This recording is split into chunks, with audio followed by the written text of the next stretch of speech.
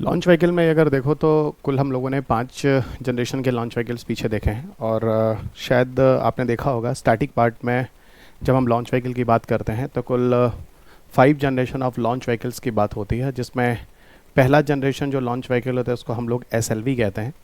Second generation launch vehicle जो होता है उसको ASLV कहते हैं। थर्ड जनरेशन लॉन्च व्हीकल होता है उसको हम PSLV कहते हैं।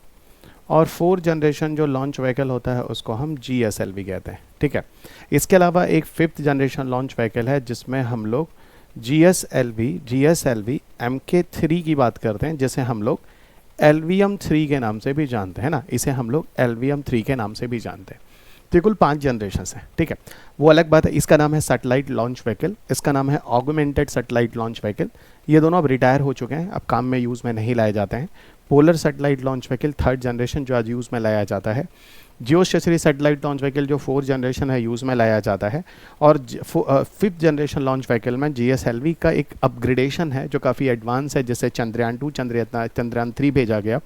और यहाँ तक कि भविष्य में जो गगनयान मिशन है वो कहा जा रहा है GSLV MK3 की ही मदद से जाएगा, क्योंकि इसको अधिक मास की चीज़ों को ले जाने की क्षमता ऊपर होती है।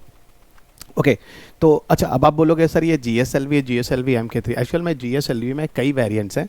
उसमें से जो GSLV MK1 है और जो MK2 है उनको आप रखो चौथी जनरेशन में, और पांचवी जनरेशन में बात करो तो GSLV का MK3 रखो। वैसे आपको बताऊं तो GSLV का MK1 भी यूज़ में नहीं आ रहा है, तो MK2 और MK3 आपको दिखेगा। तो MK2 आपको फोर्थ जनरेशन लॉन्च व्हीकल कहलाएगा और MK3 GSLV का जो होगा वो आपको फिफ्थ जनरेशन लॉन्च व्हीकल कहलाएगा।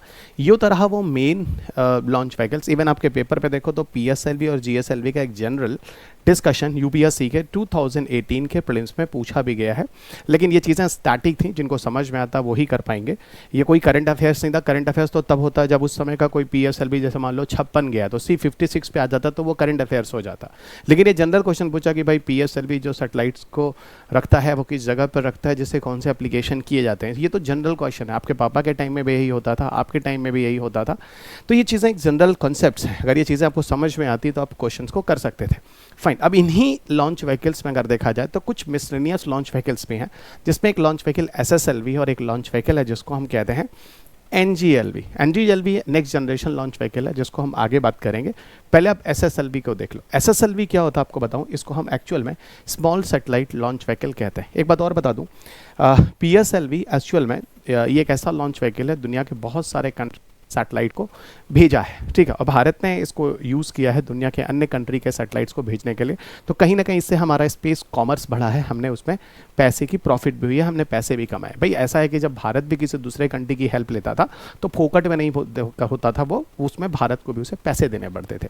जैसे से हम लोगों ने चंद्रयान मंगलयान जैसे बड़े बड़े स्कीम्स, बड़े बड़े प्रोजेक्ट सक्सेसफुल किए हैं, तो बाकी कंट्रीज़ को भी लग रहा है अच्छा भारत भी ऐसा है जहाँ से हम भारत की मदद से भी सैटेलाइट भेज सकते हैं। तो भारत पे एक तरह से स्पेस कॉमर्स है जो बढ़ रहा है, जिसके लिए एंट्रिक्स है, NSIL करके ऐसी बॉडीज़ हैं जो as a commercial wing of ISRO के फॉर्म में भारत में स्थापित की गई हैं, एंट्रिक्स और NSIL। ठीक है, तो स्मॉल सैटेलाइट लॉन्च व्हीकल के पीछे सबसे बड़ा महत्वपूर्ण कारण ये है कि जो PSLV को हम यूज़ करते थे जनरली दुनिया के अन्य सैटेलाइट्स को ले जाने के लिए, PSLV का बनाना काफ़ी महंगा है, काफ़ी टाइम टेकिंग है।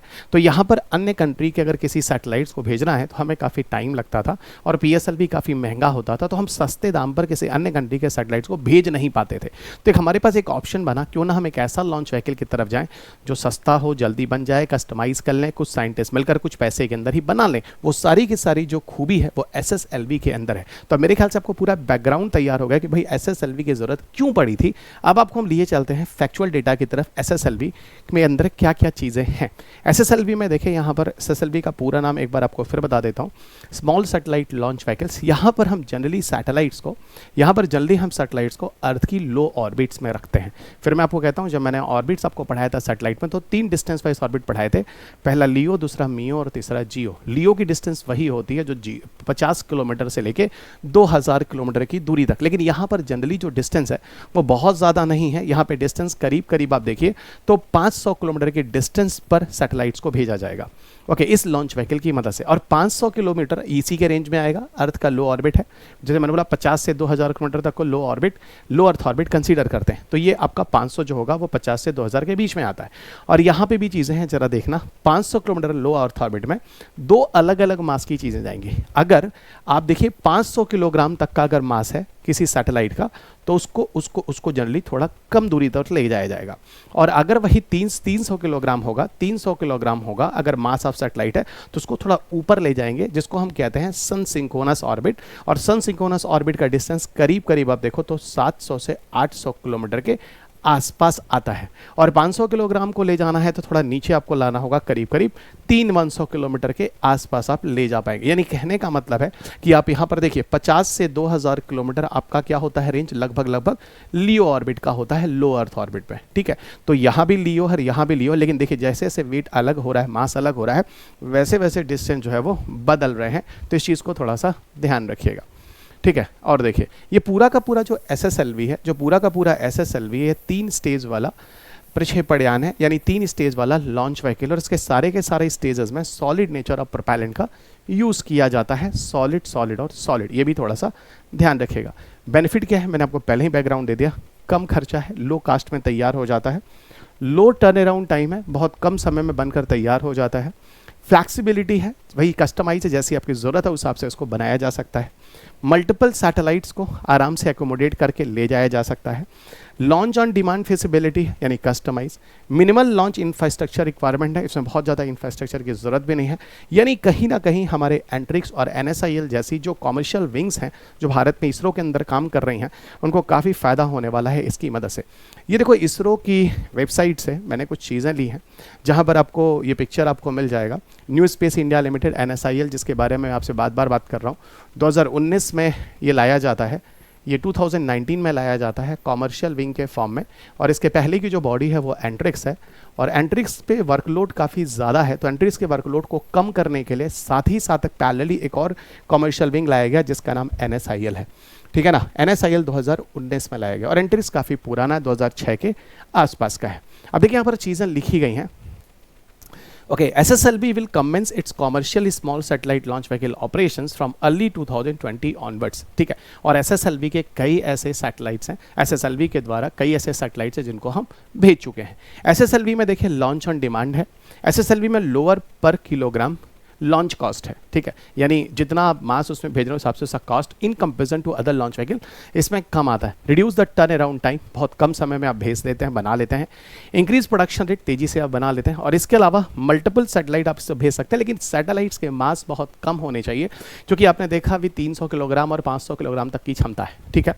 तो यहाँ पर जनरली जो छोटे छोटे सैटेलाइट्स होते हैं उनको हम नैनो सैटेलाइट कहते हैं, उन्हें हम माइक्रो सैटेलाइट कहते हैं, उन्हें हम स्मॉल सैटेलाइट कहते हैं। यानी यहाँ पर कोई मैक्रो या बड़े साइज के सैटेलाइट्स नहीं होंगे, ठीक है ना। ये सारी की सारी चीज़ें हैं। और 6 से 8 मिशन करीब करीब ऐसा कहा जा रहा है इसरो आसानी से इनको बनाकर भेज सकता है। और ये देखो लियो में और SSO में, लियो का मतलब जनरली फिलहाल दोनों लियो में आते हैं, लेकिन लियो में अगर आपको ले जाना है थोड़ा कम दूरी पर तो 500 किलोग्राम होगा तो 300-400 किलोमीटर, और अगर 300 किलोग्राम होगा तो सन सिंक्रोनस ऑर्बिट जो होता है वो एक्चुअल में 700 से 800 किलोमीटर तक की हाइट का होता है। तो ये आपके कंसेप्ट्स हैं जिनको आप थोड़ा सा समझने की कोशिश कीजिएगा, इससे आप आसानी से SSLV के बारे में समझ सकते हैं। ये है SSLV का इंपॉर्टेंट। SSLV के कई लॉन्च व्हीकल्स यूज़ किए जा चुके हैं और काफ़ी सफल भी रहा है।